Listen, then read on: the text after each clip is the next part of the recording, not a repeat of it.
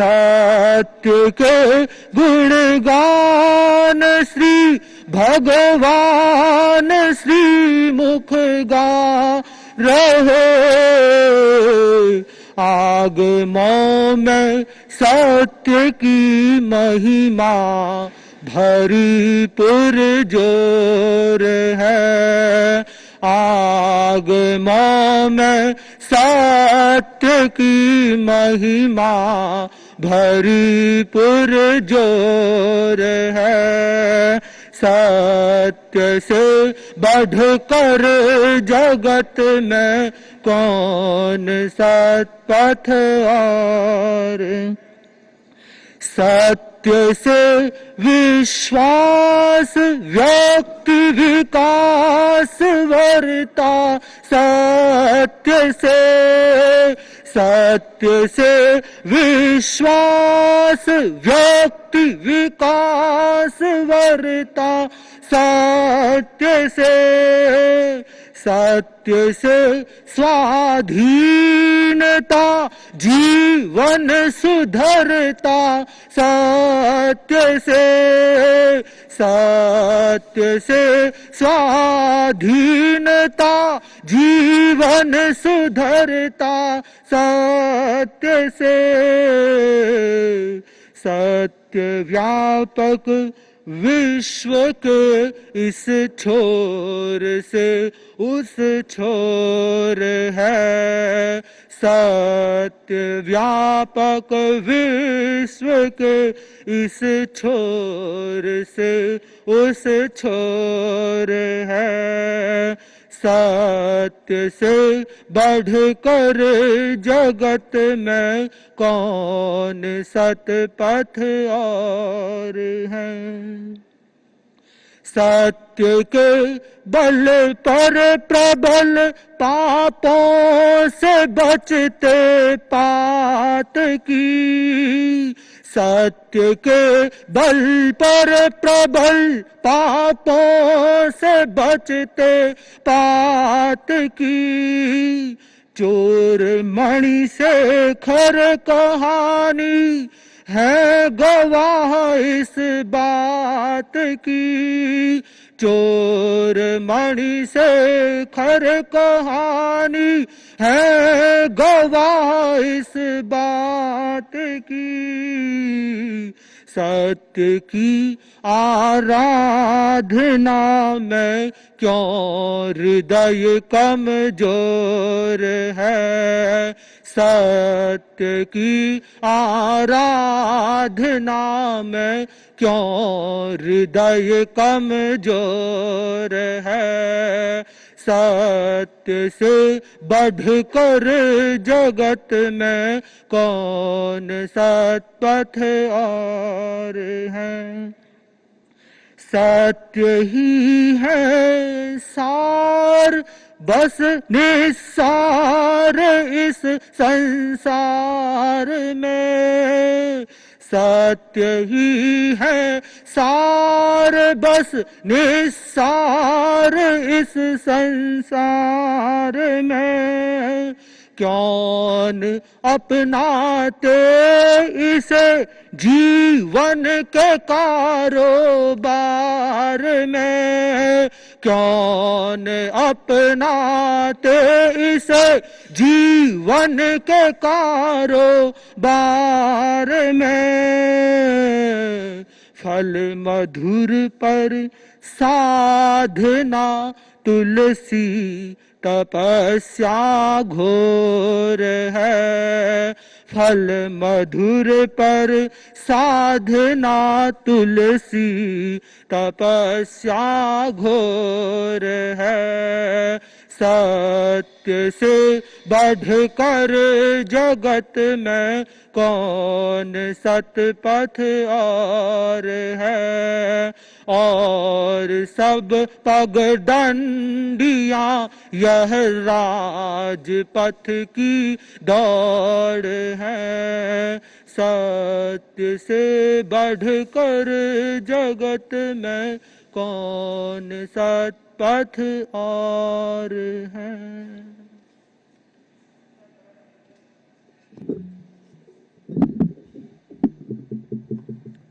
सत्य से बढ़कर जगत में कौन सतपथ और है। अब हम परम पूज्य आचार्य प्रवर की मंगल देशना के साथ में जुड़ते हैं। भगवान महावीर की साधना का एक अंग था और वह यह श्रमण महावीर की साधना का पायो मौनम। वे प्राय मौन रहते थे। हम वर्तमान में परम पूज्य गुरुदेव को देखते हैं, वाचम यम, इस संबोधन को मानो महावाचम यम के रूप में सबको दिखा रहे हैं कि साधु को कैसे होना चाहिए। परम पूज्य आचार्य श्री तुलसी ने एक बार फरमाया था कि साधु हो तो कैसा हो, महाश्रमण जैसा हो। हम उस वाक्य को याद करते हैं, परम पूज्य गुरुदेव तुलसी की वाणी को याद करते हैं, तो भगवान महावीर जो श्रमण महावीर के रूप में थे, प्राय मौन की साधना करते थे। आज पूज्य प्रवर को भी हम आवश्यकता होती है तभी कुछ फरमाते हैं। आज वाणी संयम दिवस है, फिर भी उसको अभिव्यक्ति के द्वारा ही लोगों के समक्ष रखा जा सकता है। तो मैं निवेदन करता हूं, भगवान महावीर के प्रतिनिधि, भगवान महावीर की अध्यात्म यात्रा के साथ में वाणी संयम दिवस तथा और भी प्रेरणाएं प्रदान कराने के लिए मेरा विनम्र निवेदन परम पूज्य आचार्य प्रवर। महावीर तुम्हारे चरणों में श्रद्धा के कोसों में चढ़ाएं हम ऊंचे आदर्शों को अपना जीवन की ज्योति जगाएं हम महावीर तुम्हारे चरणों में श्रद्धा के कोसों में चढ़ाएं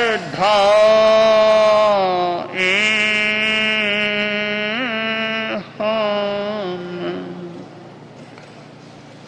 पन्नगे च सुरेन्द्रे च कौशिके पाद संस्पृशि निर्विशेष मनस्काय श्री वीरस्वामिने नमः। परम आराध्य, परम श्रद्धेय, परम वंदनीय भगवान महावीर की अध्यात्म यात्रा का प्रसंग।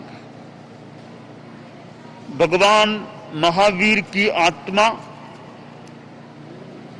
चयनित 27 भवों में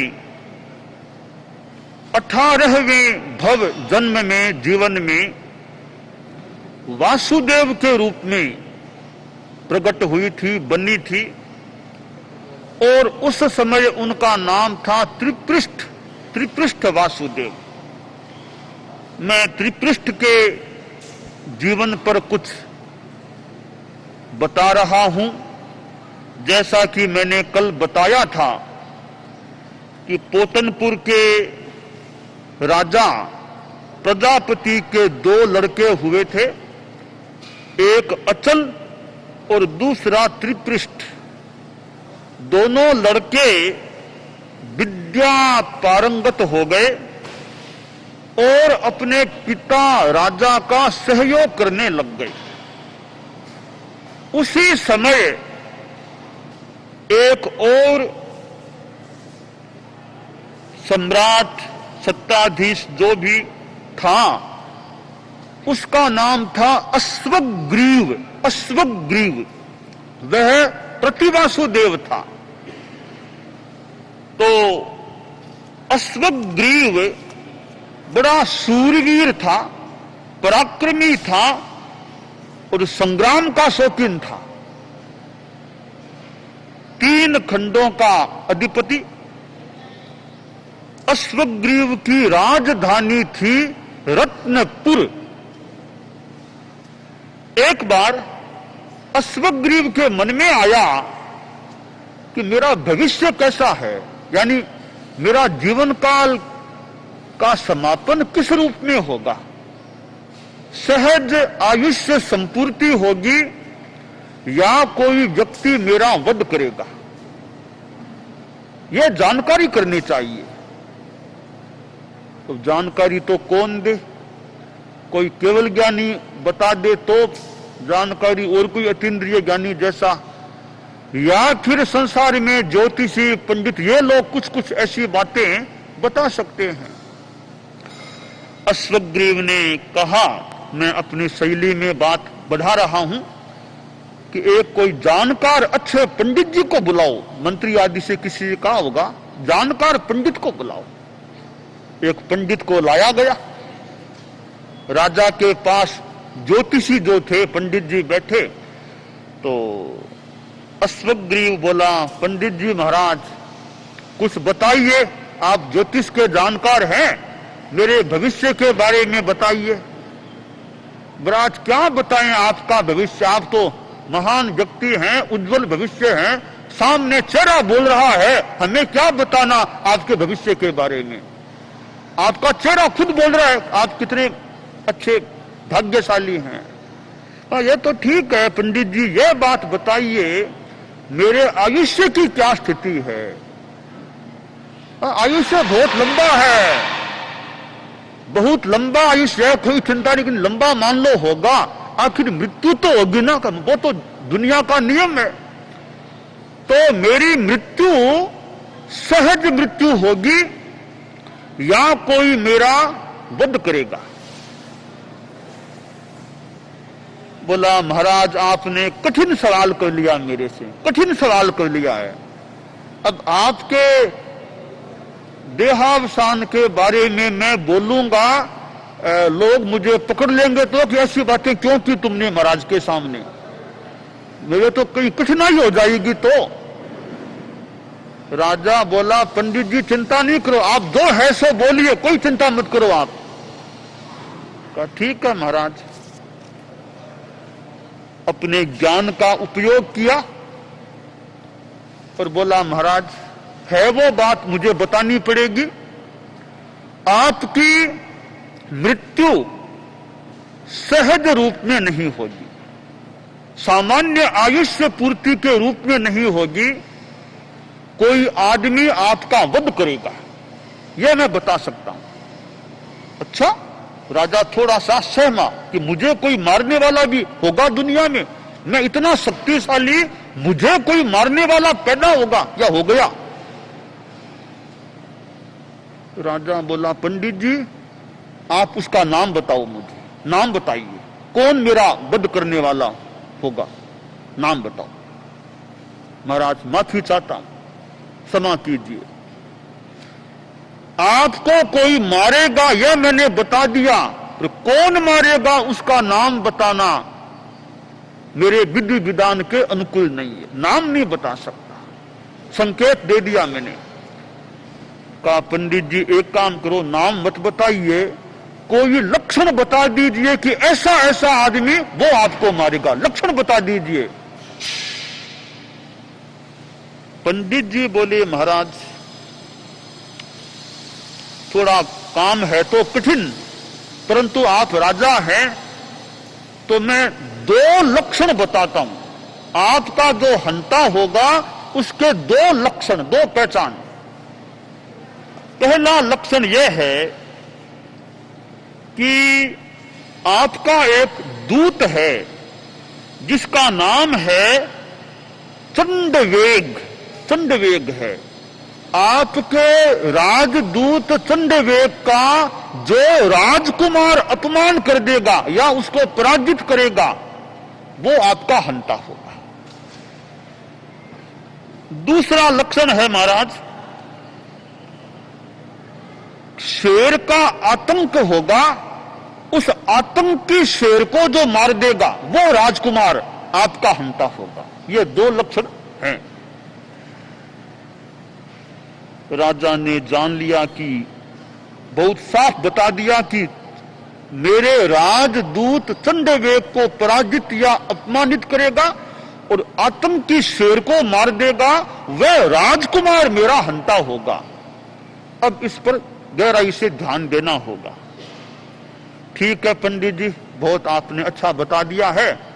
पंडित जी को दान दक्षिणा सम्मान जो कुछ देना था सब करके पंडित जी को सह सम्मान अश्वग्रीव ने विदा कर दिया। अब अश्वग्रीव ने सोचा कि इन दो बातों पर ध्यान रखना है। कौन मेरे राजदूत चंडवेग का अपमान या पराजित उसे करता है, कौन राजकुमार शेर को आतंकी शेर को मारता है, इसका ध्यान रखना है। थोड़ा समय बीता, राजा का राजदूत चंडवेग था, उसको कुछ काम सौंपे राजा ने, अमुक अमुक जगह जाओ और मेरे ये संदेश उन राजाओं के पास पहुंचा करके आओ, ये मेरे काम संपन्न करो। चंडवेग ने वो काम स्वीकार किए और महाराज की आज्ञा से रवाना हो गया।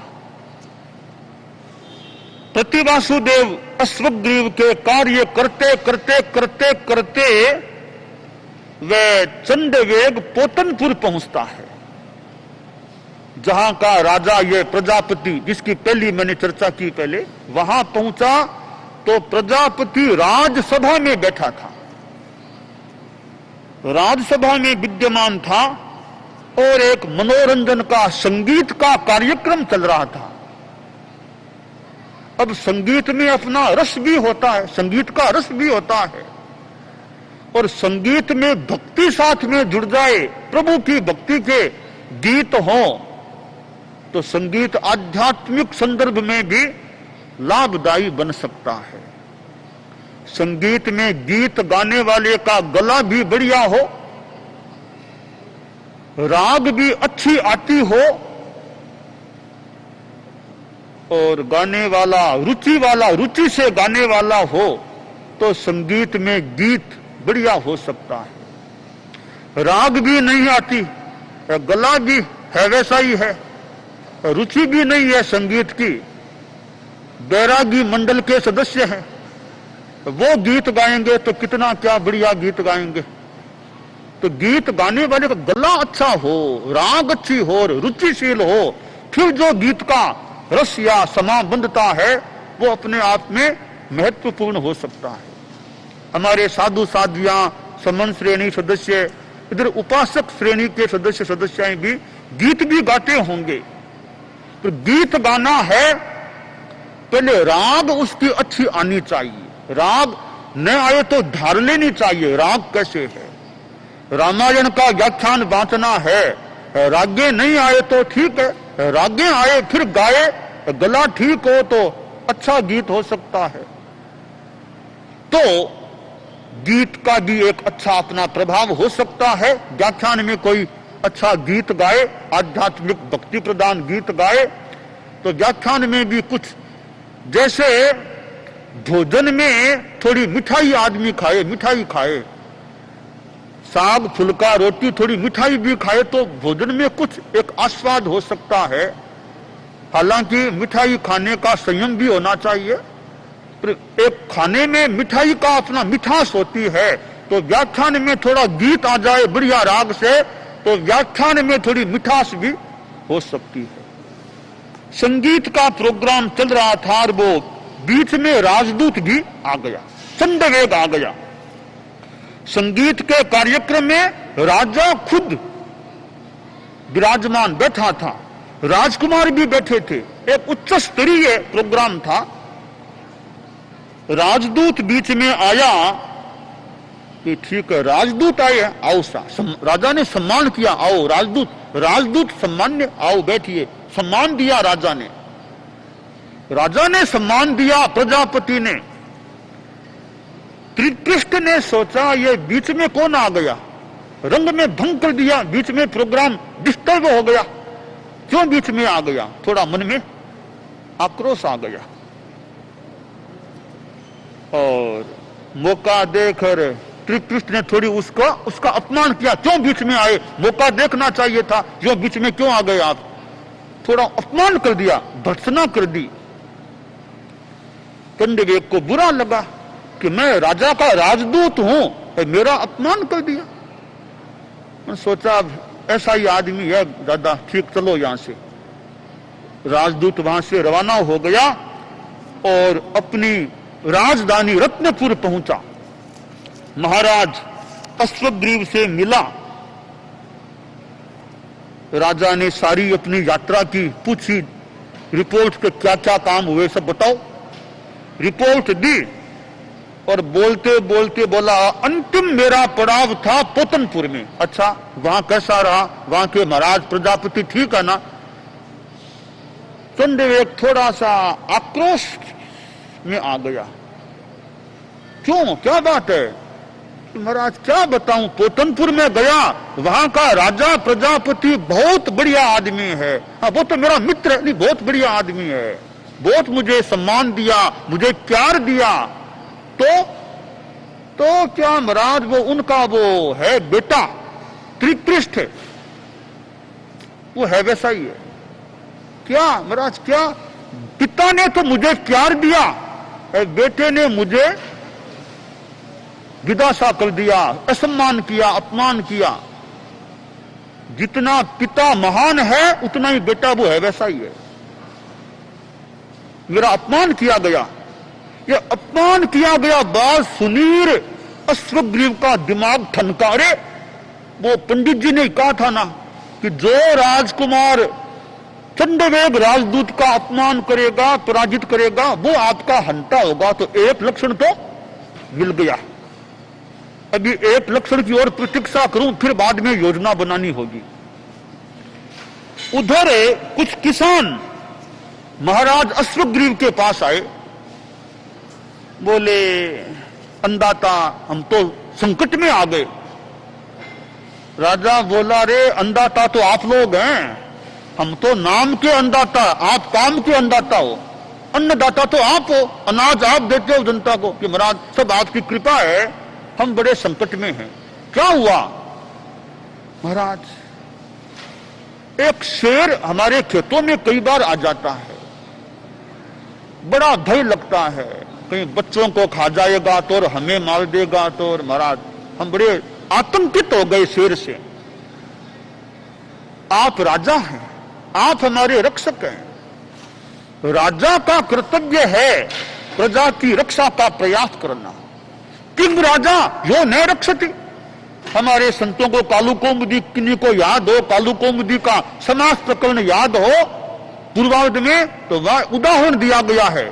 किंग क्षेके सूत्र है, किंग क्षेके उदाहरण में दिया है, को राजा यो न रक्षति, वह कुत्सित राजा है जो प्रजा की रक्षा नहीं करता।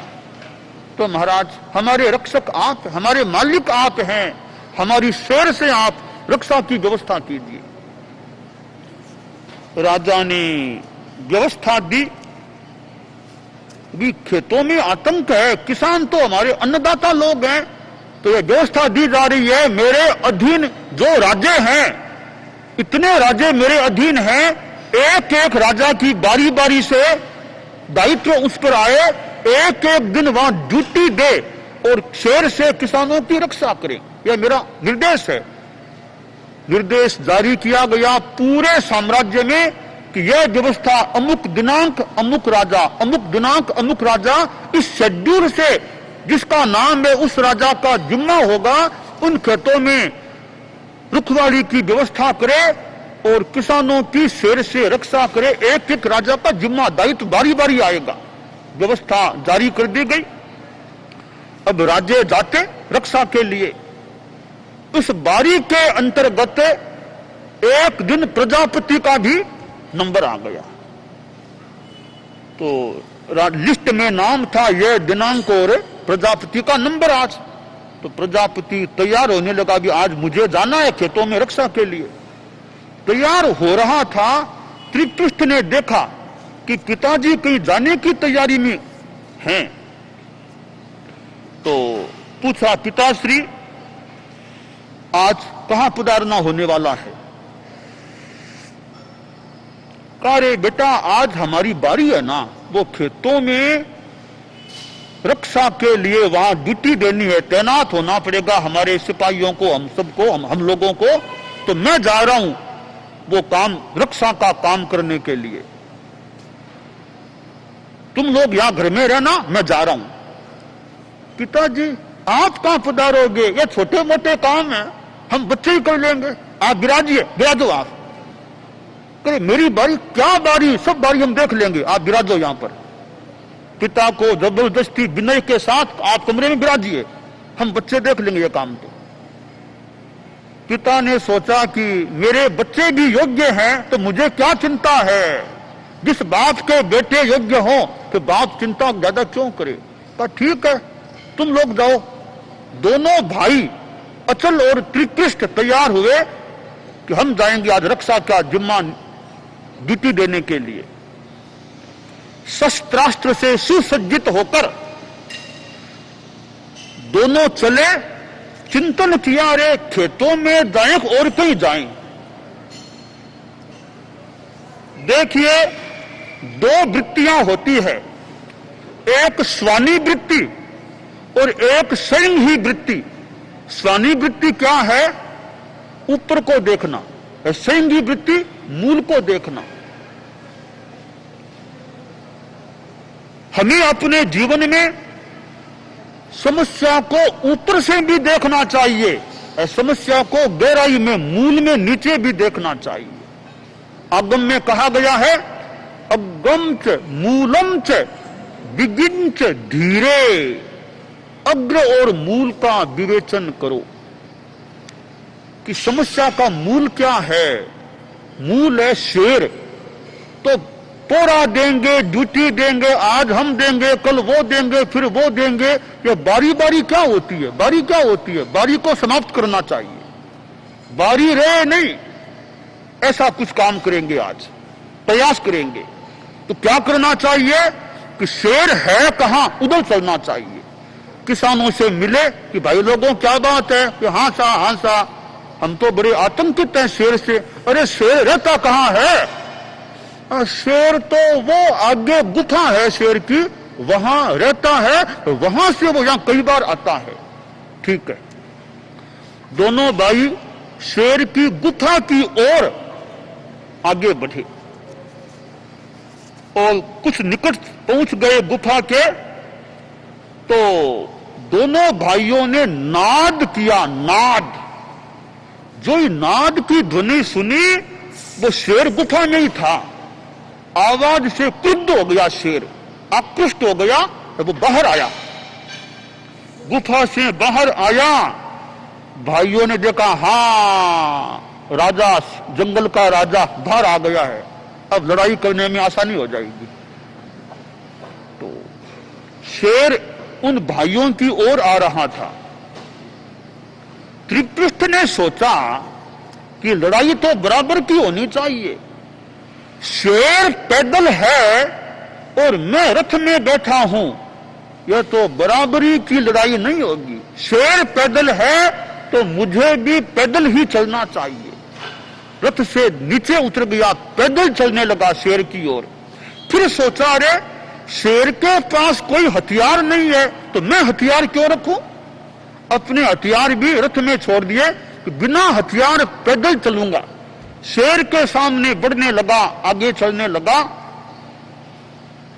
और बहुत निकटता हो गई।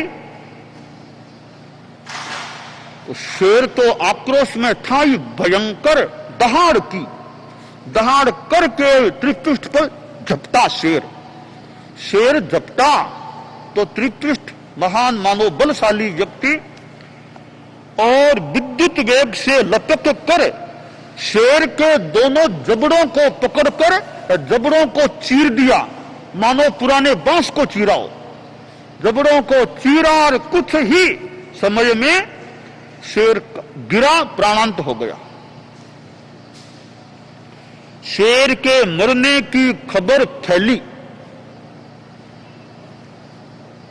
जल में तैल बिंदु की तरह आसपास के राज्यों में फैली। अरे शेर की बारी समाप्त हो गई है, शेर की वो रक्षा की बारी समाप्त हो गई है, अब किसी की बारी नहीं है।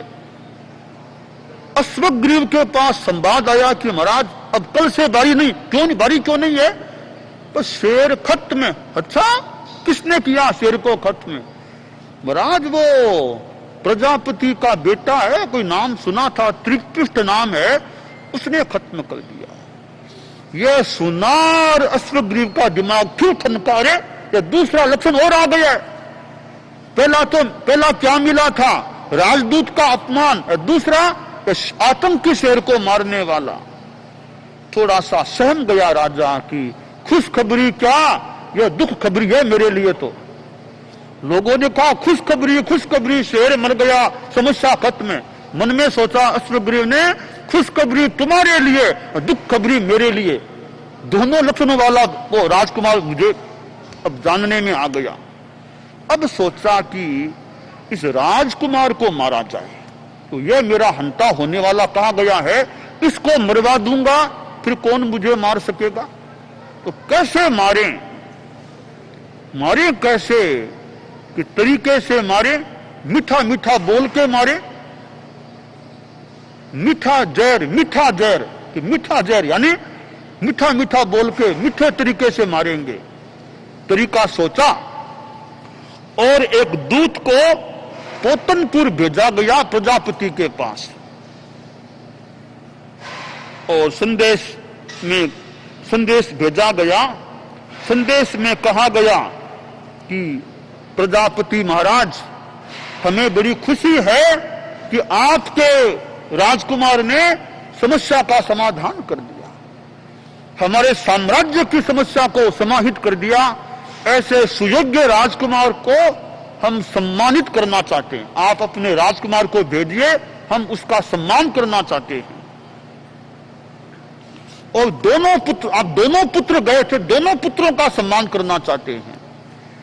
यह संदेश आया, त्रिपृष्ठ ने कहा संदेश का जवाब मैं दूंगा। पिताश्री, संदेश आया है ना, इसका जवाब मैं दूंगा, बोलो तुम जवाब दो।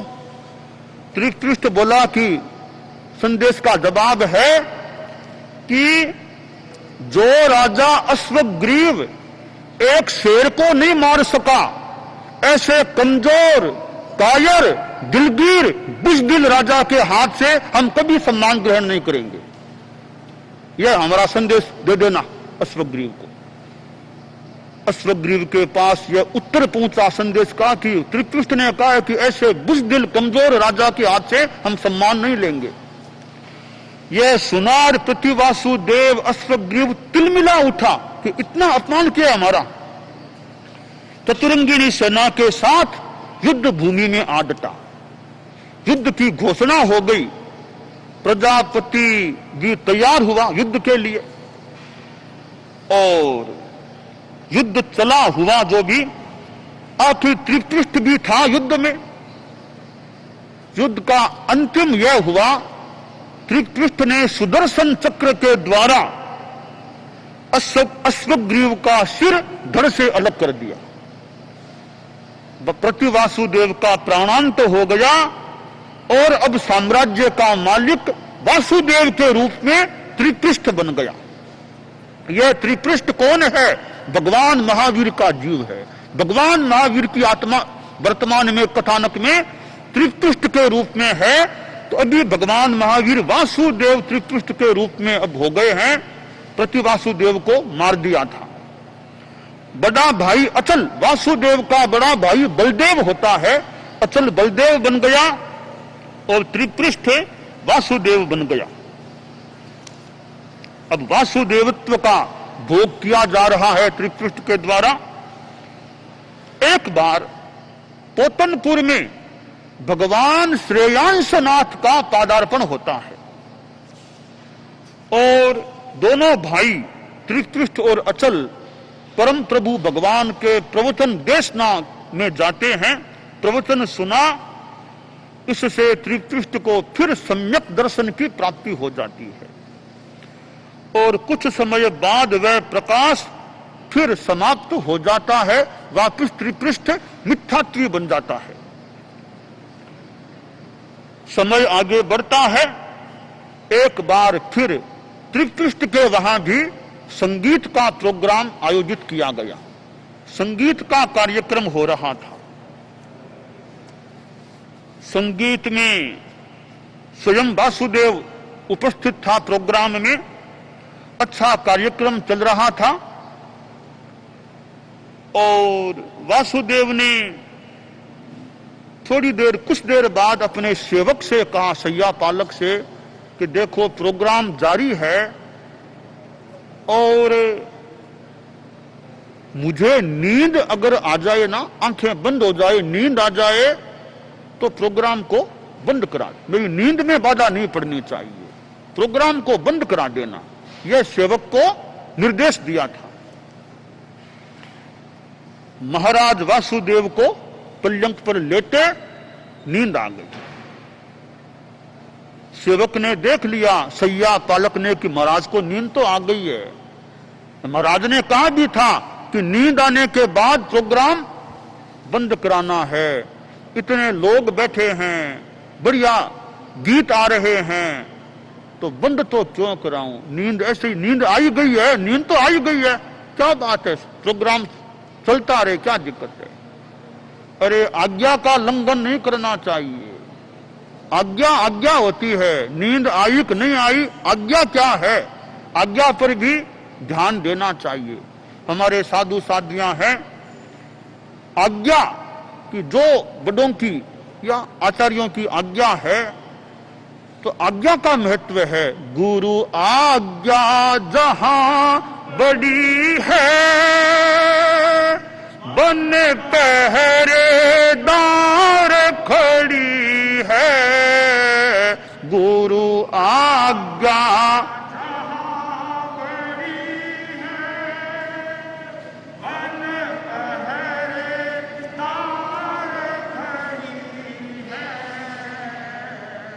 आज्ञा बिना हिले क्यों तान, मिला यह तेरा पंथ महान। आज्ञा बिना हिले क्यों तान, मिला यह तेरा, हमारे भाग्य बड़े बलवान, मिला यह तेरा पंथ। तो हमारे धर्म संघ में आज्ञा की बात, कि आचार्यों की जो आज्ञा हो, विहार किधर करना, चतुर्मास कहाँ करना, जहां गुरु की आज्ञा, अपनी बात रखी जा सकती है, अपनी कठिनाई हो तो बताई जा, फिर जो आज्ञा हो गई, आज्ञा का सम्मान करें, आज्ञा का सम्मान होना चाहिए। तो सैया पालक ने संभवतः आज्ञा को थोड़ा सा उपेक्षित कर दिया, उपेक्षा कर दी। उपेक्षा भारी पड़ सकती है। जिसकी अपेक्षा उसकी उपेक्षा नहीं, जिसकी अपेक्षा उसकी उपेक्षा नहीं करनी चाहिए। संत सेवा करते हैं, अग्रणी की सेवा करने वाले करते हैं, सेवा की अपेक्षा भी है। सेववर्ती की उपेक्षा उपेक्षा होती रहे तो अपेक्षा की उपेक्षा भी हर जब कभी नहीं करनी चाहिए। सेववर्ती का भी उचित रूप में उसकी बात का भी महत्व, जितना उचित तो उतना दिया जाना चाहिए। तो आज्ञा का मानो उल्लंघन हुआ। थोड़ी देर बाद वासुदेव की नींद टूट गई। प्रोग्राम आ रहा था, उठे, अरे सैया पालक प्रोग्राम बंद नहीं कराया। बेचारा सहम गया कि महाराज गुनाहगार हूं, माफ करो, मैं गुनाहगार। अरे गुनाहगार क्या, मैंने कहा था नींद में बाधा नहीं पड़नी चाहिए, क्यों नहीं बंद कराया। इतना बढ़िया रस आ रहा था गीतों का, तो मैंने सोचा इतनी जनता है, बंद क्यों कराऊं। अरे क्या बंद कराऊं, मैंने कहा था ना, ध्यान नहीं दिया मेरी बात का, आज्ञा का ध्यान नहीं दिया। महाराज गुनाहगार। अरे क्या गुनाहगार, अरे लाओ गरम गरम शीशा करा, गरम गरम शीशा लाओ, इसके कानों में गरम गरम शीशा डालो। इतना संगीत का शौकीन है, आज्ञा का उल्लंघन करता है। अब वासुदेव का आदेश था, वो शीशा गरम गरम शीशा लाया गया, उस सैया पालक के कानों में गरम गरम शीशा ठूस दिया गया। अब गरम गरम शीशा गया कानों में, बेचारा तड़फड़ाने लगा। थोड़ी देर में प्राणांत हो गया उसका, मर गया बेचारा। ऐसे अनेक मानो हिंसक काम भी प्रभु महावीर की आत्मा वासुदेव त्रिकृष्ण ने किए, और प्रभु की आसाधना तो न हो कि सिद्धांत है कत्तार मेवम अनुजाई कम्मम, कर्म तो करने वाले का अनुगमन करता है, और नियम है वासुदेव मरने के बाद नरक में ही जाता है। ये नियम सिद्धांत है, वासुदेव की अगली गति नरक ही होती है। वो जो उक्ति आती है ना, राजेश्वरी नरकेश्वरी, और तो राजा नरक में जाए न जाए, वासुदेव तो नरक में जाने, इसलिए उक्ति ठीक है एक अपेक्षा से कि राजेश्वरी नरकेश्वरी। तो वासुदेव जो राजा होते हैं, सम्राट होते हैं, वे मरने के बाद उस जन्म के ठीक बाद नरक में पैदा होते हैं। तो भगवान महावीर की आत्मा भी वासुदेव त्रिकृष्ण के रूप में जो रही, जीवन का समापन हुआ, और मरकर के 7वीं नरक, अंतिम नरक, सर्वोत्कृष्ट नरक है, और सर्वोत्कृष्ट आयुष्य 33 सागरोपम का उसके साथ वहां उत्पन्न हो जाती है। यह 19वां भव 7वीं नरक का होता है। आखिर नरक का कालमान उस 7वीं नरक का पूरा हुआ, वहां से निकल करके प्रभु महावीर की आत्मा शेर के रूप में जन्म लेती है। यह 20वां भव है शेर का, और शेर भी हिंसा के काम करने वाला हो सकता है। तो वापिस आयुष्य पूरा हुआ, और पुनः 4थी नरक में जाकर के प्रभु महावीर की आत्मा पैदा हो जाती है। फिर वहां से आत्मा निकलती है, और अब वापिस मनुष्य गति में 22वां भव होने वाला है। आगे क्या होता है, कैसे साधना की बात आदि, कैसे अच्छा जीवन, वे बातें यथासंभव आगे आ सकेंगी। आज पर्युषण महापर्व के अंतर्गत 4था दिन है, और आज का दिन है वाणी संयम दिवस। वाणी संयम दिवस है। आदमी को वाणी का संयम रखना चाहिए। यह दिन तो मान ले आज एक दिन का है, तो वाणी संयम तो आगे भी चल सकता है। मौन करना भी अच्छा हो सकता है। कितने लोग 1 घंटा 2 घंटा 4 घंटा और ज्यादा मौन करने वाले हो सकते हैं, बहुत अच्छा है, मौन करना बढ़िया है। एक दूसरा मौन है, एक अपेक्षा का मौन, अनावश्यक नहीं बोलना, बिना मतलब नहीं बोलना। अपेक्षा है तो बोल गए, जरूरत नहीं है तो मौन अपने बैठे हैं, अपने आप में मस्त हैं। तो एक छोटा सा सूत्र आप याद कर सकते हैं। छोटा सा सूत्र है, अनावश्यक न बोलना बड़ा मौन है। अनावश्यक न बोलना बड़ा मौन है। तो वाणी संयम, वाणी का कंट्रोल, जबान पर लगाम हमें रखने का प्रयास करना चाहिए। अब लगाम किस रूप में रखें, उसके लिए 4 बातें हैं। पहली बात है मित भाषिता, थोड़ा बोलो, परिमित बोलो, ज्यादा मत बोलो। मित भाषिता पहला सूत्र है वाणी संयम का। दूसरा सूत्र है मिष्ट भाषिता, मीठा बोलो, कड़वा मत बोलो। तुलसी मीठे वचन से सुख उपजत चिहु और, वशीकरण यह मंत्र है तददे वचन कठोर। यह मीठा बोलना मानो वशीकार मंत्र है। तो मिष्ट भाषिता। तीसरा सूत्र है रित भाषिता, रित भाषिता, सच बोलो झूठ मत बोलो। और चौथा सूत्र है इन सब का मानो एक सारांश के रूप में परीक्षा भाषिता, परीक्षा करके बोलो, सोच करके बोलो, बिना विचारे हर कोई बात को बाहर मत फेंको।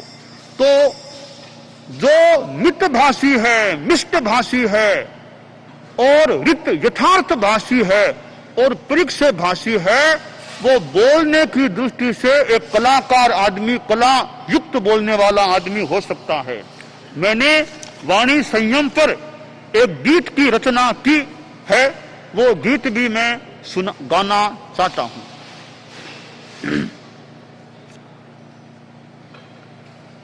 संयम रखो मानव वाणी का सदा, संयम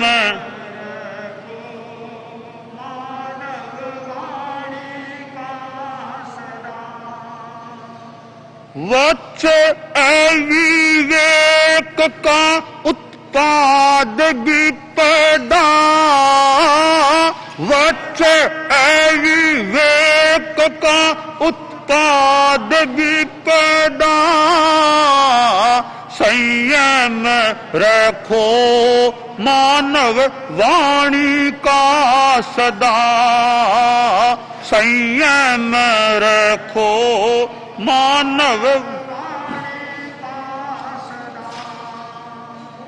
मृषा वचन के कारणों को जान लो, मृषा वचन के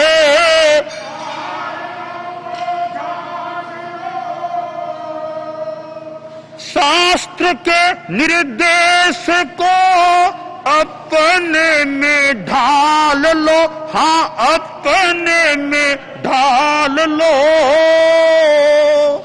क्रोध लोभ भय हास्य त्याज्य सर्वदा, क्रोध लोभ भय हास्य त्याज्य सर्वदा,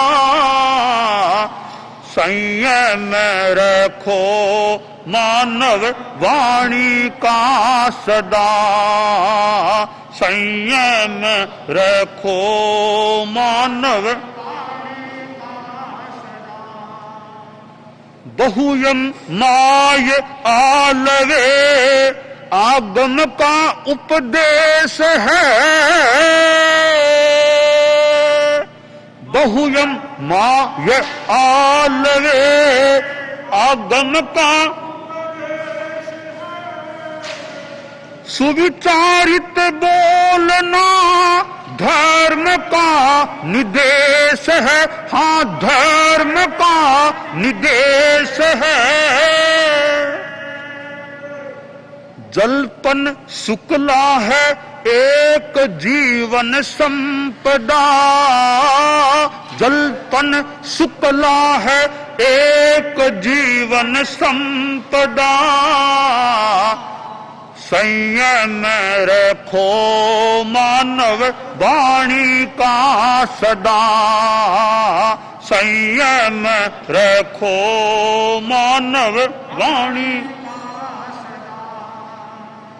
कड़वी भाषा बोलने से कौन सा है फायदा, कड़वी भाषा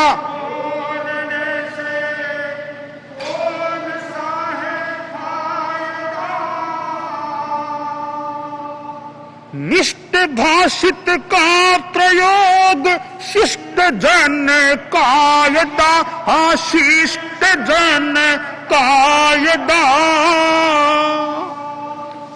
कर्कश व्याहार पैदा करता आपदा, कर्कश व्याहार पैदा करता आपदा, संयम रखो मानव वाणी का सदा, संयम रखो मानव।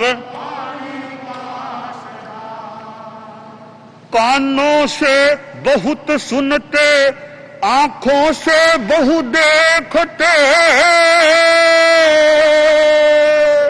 कानों से बहुत सुनते, आंखों से बहु देखते, सारा श्रुत दृष्ट संत बाहर नहीं फेंकते, हाँ बाहर नहीं।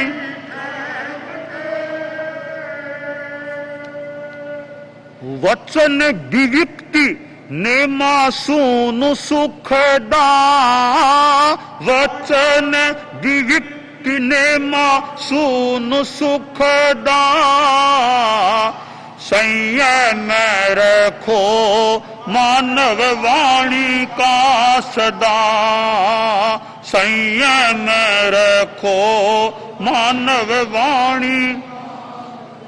वच अविवेक का उत्पाद विपदा, वच अविवेक का उत्पाद विपदा, संयम रखो मानव वाणी का सदा, संयम रखो मानव वाणी।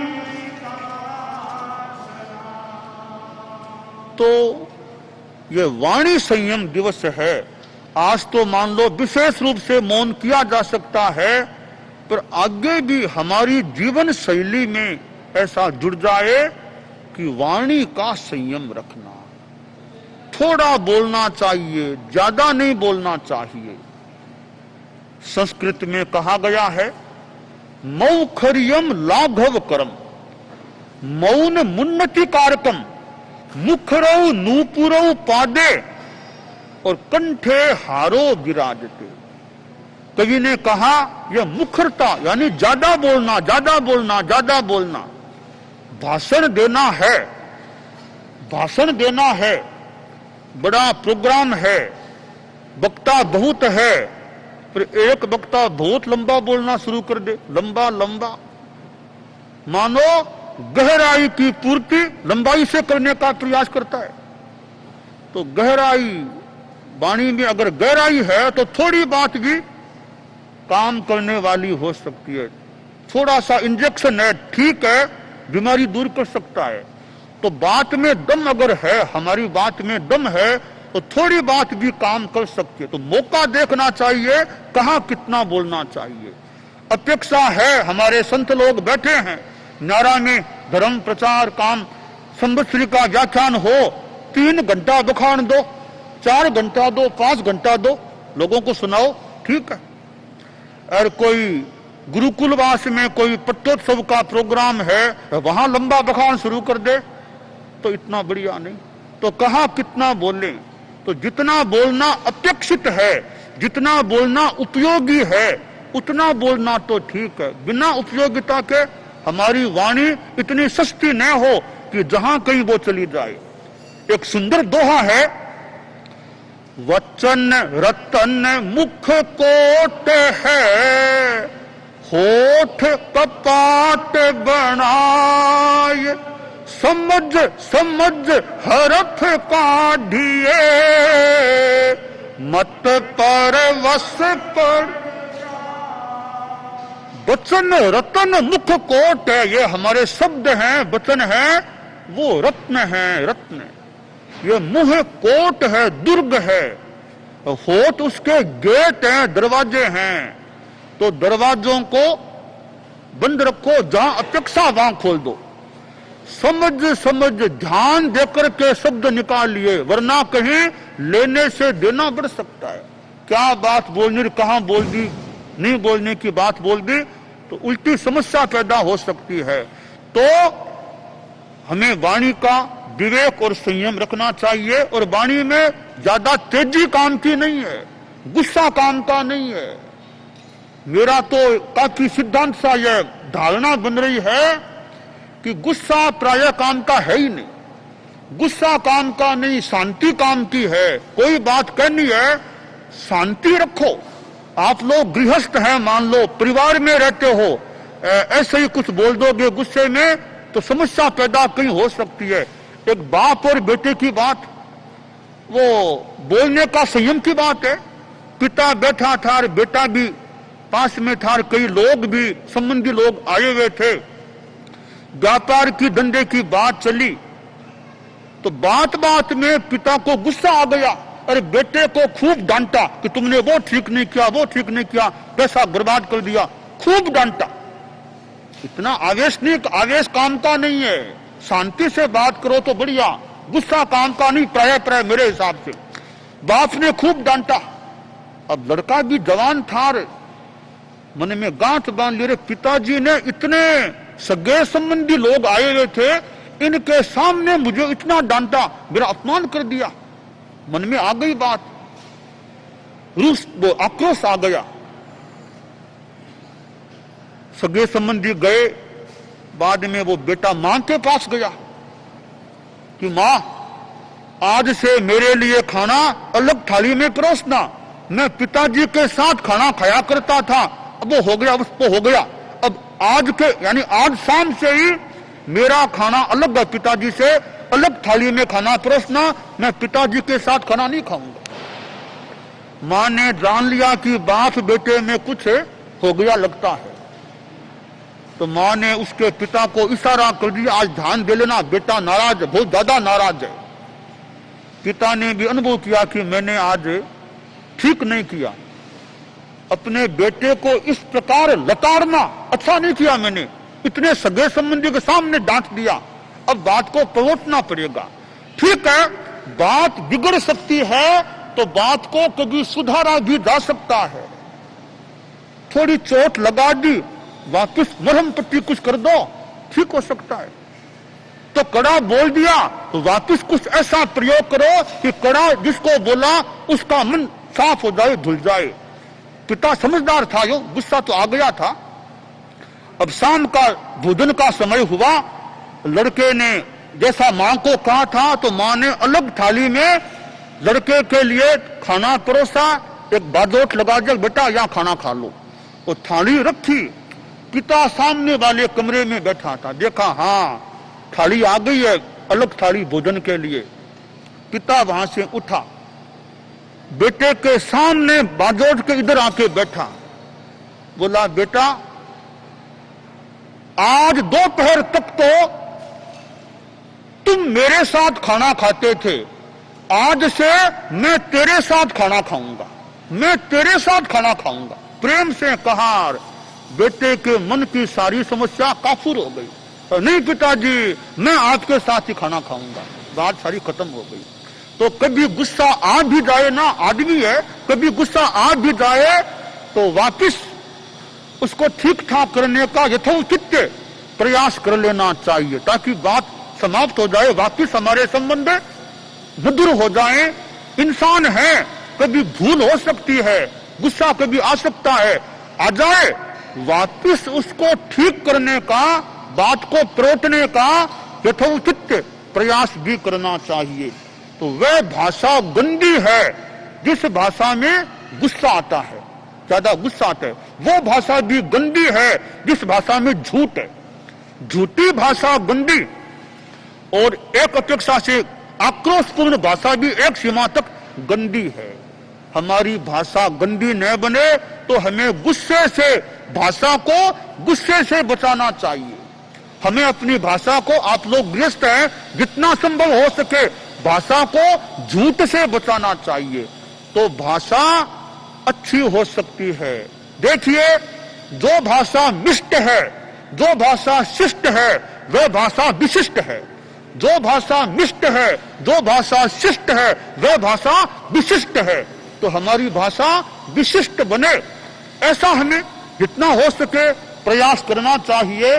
तो आज यह वाणी संयम दिवस है, जितना हो सके हम मौन भी कर, मौन करने वाले मौन करें।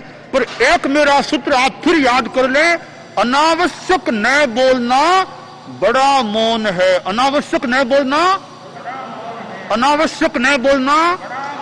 तो ये मेरा आज के भाषण का एक वाणी संयम में एक सारांश यह है कि अनावश्यक न बोलना बड़ा मौन है। हम इस सूत्र को जीवन में रखने का प्रयास करें तो वाणी संयम सिद्ध